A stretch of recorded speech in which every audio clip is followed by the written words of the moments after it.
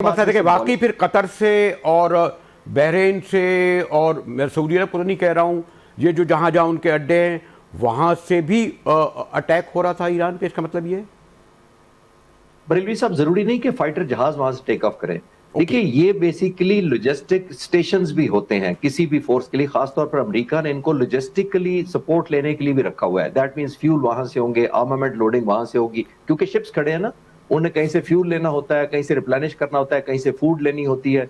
तो इस तरह की सारी चीजें ये लॉजिस्टिक भी प्रोवाइड करते हैं उन एसेट्स को जो समंदर में ठीक है। डिप्लॉयड होते हैं। तो हर बेस का मतलब ये नहीं कि वहां से फाइटर जहाज टेक ऑफ किया, वो एयर डिफेंस वेपन्स भी हो सकते हैं जो उन्होंने इंटरसेप्शन के लिए वहां लगाए हों। वहां पे फाइटर जेट्स भी हो सकते हैं जहां से टेक ऑफ करके हो। तो मल्टी फेसिटेड किस्म की सपोर्ट होती है।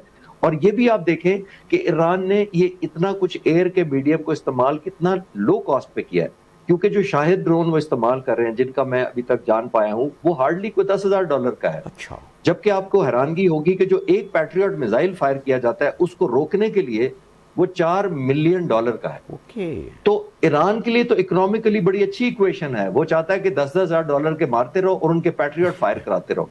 लास्ट जंग में भी आपने देखा था, जो जून 2025 में इसराइल पर हमले हुए थे, तो उनको राशनिंग करनी पड़ गई थी वेपन्स की आखिर में, क्योंकि इतना हर टारगेट को लेजिटिमेट समझते थे कि ये मोस्ट लीथल है। हर मिसाइल को उन्होंने पैट्रियट समझ के उन्होंने फायर बैक किया कि हर मिसाइल जो है खतरनाक है।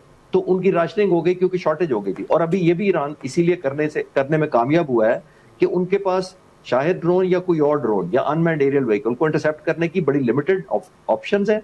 और अगर वो मेजॉरिटी से कर भी लेते हैं